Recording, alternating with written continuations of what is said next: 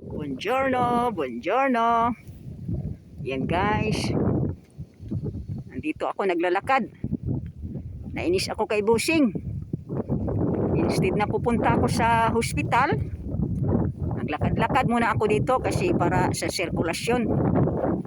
Kasi baka hindi na mag-circulate yung paa natin sa kakaupo dot. No? Pong araw. Diba? Kaya dito muna ako. Ayan, para makita nyo itong bukiri na to. Ay nako, hilo-hilo pa ako. Ayan, kasi may araw no, pero may hangin. Yan ang nakakaano, may hangin. Ano? Kaya pupunta lang ako doon sa ano na yan. May, ayan oh, supermarket yan siya oh. Yung ayun oh, supermarket yan siya. Ayan, saan ba? Yan yung yellow na yan. Supermarket yan siya, dyan ako mag-ano no. Basta lalakarin ko lang yan, medyo malayo-layo kasi dito tayo sa ano. Ayan, nag-message na ata siya no? Si Risa. Sige, chat ko si Risa, sabi ko ay nandito ako sa labas. Ayan, lakad-lakad ako, bahala na sila. Si Bossy nagreklamo, grabe. Sabi ko, biglang sumama ang pakiramdam ko, wala na akong lakas. Sabi ko kay Mateo, sabi niya, dyan kayo pupunta sa ano, yung, di ba may doktor din dyan, parang Holy Cross ba? May doktor din dyan. Sabi ko, ay, alam ko naman niyang sabihin niya. Kasi noon, pumunta ako dyan, hindi yan sila basta-basta tingin-tingin. Ano ka, sabihin na, punta ka doon sa emergency, ganun ba? Kaya, useless lang na pupunta yan. Sabi ko, punta na lang tayo sa hospital. Para si Busing reklamo kasi ano nga, alam mo na, one day ka punta ka doon sa umaga, sa gabi ka na uuwi, alam mo na kasi kailangan naman nila ng ano, di ba, na titingnan ka no, patingin ka na sa heart, may laboratory ka na,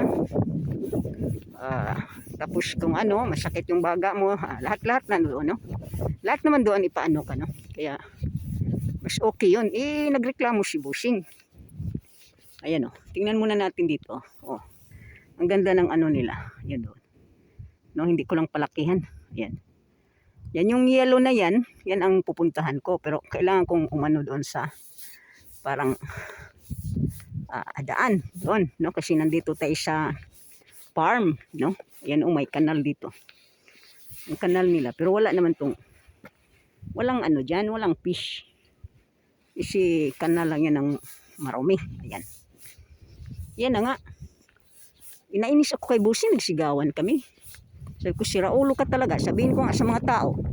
So kung pumunta sa ospital, ayaw mo akong bit-bitin. Tapos hindi naman ikaw ang magbit-bit sa akin. Si Mateo naman. Dito ka sa bahay. Si Mateo. Buong araw yan doon.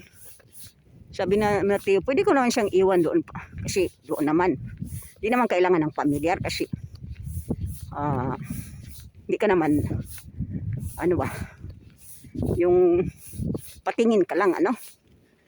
Ay nako, alam ko kasi matagal naman ako nagpupunta dyan noon pang 13 kasi ako 45 years old pa lang ako yan sakitin ano. Nagpatingin-tingin lang ako sa doktor noon no? Punta kami kasi pag may ano ka sumasakit yung puso mo hindi ka pupunta sa ospital o di ba? Wala naman, lahat ng exam ko okay lahat no. Sa ano naman sa heart okay din. Kaya nag-ano ako nung panglima ko na talagang punta doon sa ospital. Ano? Nag-ano na ako biscopi ba? Sa stomach kasi yun lang daw ang paraan kung titingnan kung ano bang sakit ko. No? Yan. Ang ano lang pala yung stomach ko ba? Dahil hindi naman siya sumasakit. Sabi ko hindi naman sumasakit kaya hindi ko alam. Yung stomach ko pala ang nagpa-high blood sa akin. Nagpaano ba? Yung sama ang pakiramdam. Kaya doon nalaman na ano. Kaya ngayon si Busing, noon naman ganun ka. Ganun ka pa rin. Sabi ko, ano ka? Noon iba naman yun. Nagpatingin lang tayo kung bakit masama ang pakiramdam ko. Pero ngayon, wala nang lakas yung right hand ko ba? Wala siyang lakas. Hindi na siya makapunas ba? Sabi ko, ano ba to? Kaya sabi ko, wala nang lakas. Kaya ako. Eh, nagreklamo si Busing. Eh, buong araw tayo doon. Sabi ko, dito ka sa bahay. Ano ang pakido sa'yo? Punta ka pa doon.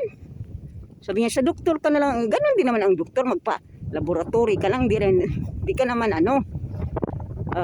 Kasi matagal ang ano eh. Pag nagpasulat ka sa doktor ng exam mo, after 6 months pa. Di ba?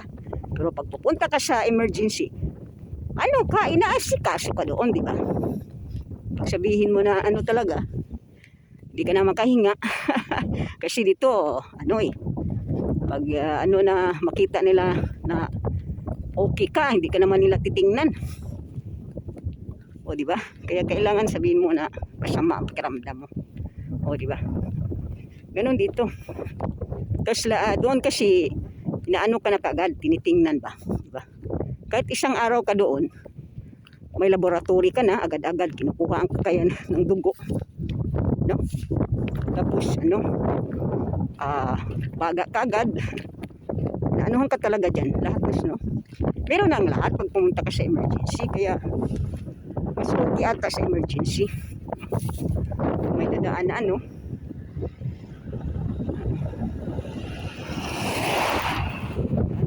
Yan. Hinto muna tayo, kaya baka anuhin tayo dito. Lakad-lakad ako dito, pero malamig.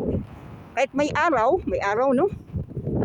Masakit, ay yung kamay ko ba naninigas. Eh sabi ko maglakad-lakad nga ako kasi alam mo naman buong araw tayong nagdudot-dot no? Nakaupo lang ako sa misa, tatayo lang saglit pag maglagay ng kahoy, tataas ihi. Nasa ano ako lagi no, nakaupo. Sabi ko hindi na mag-circulate yung dugo ko dito. Sabi ko mag-ano muna ako, maglakad-lakad. Instead na sa hospital ako, nandito ako. Nilayasan ko si Busing at saka si Mateo. Sabi ni Mateo, mama tawag ka kung ano, kung tawag daw ako. Bahala na kayo dyan. Nainis ako. Gusto ba magpunta sa doktor? Wala nang useless na magpunta sa doktor. Wala nang punta sa doktor, wala namang alam yung doktor, di ba? Susulat lang yan, di ba? Eh pag susulat siya ng ano exam, halimbawa magpa-exam ako sa ano, ekografiya ka sa heart mo. After 6 months pa yun, di ba? Si Busing pala sulat naman ang doktor. Sabi ko, kung masama pakiramdam ko ngayon, sa ano ka pa magpunta? Ano ka? Sa doktor ka pa magpunta? Pag nahulog na ako dito, pag natumba na ako dito, ano ka? Nako. Kasi hindi daw siya pupunta. Ikaw hindi ka pupunta. Takot ka sa doktor. O di ba? Takot siya. Ako, nagsigawan talaga kami. Iba-iba ang sinabi niya. Ngayon yung sinabi ko na, sabihin ko nga sa mga tao na masama yung pakiramdam ng tao, hindi mo bibitbitin sa ospital. Ay, natakot. Sabi niya, sige na nga, magdamit ka na, punta na kayo. Ganun sinabi niya. Ayoko na nga, ayoko magpunta.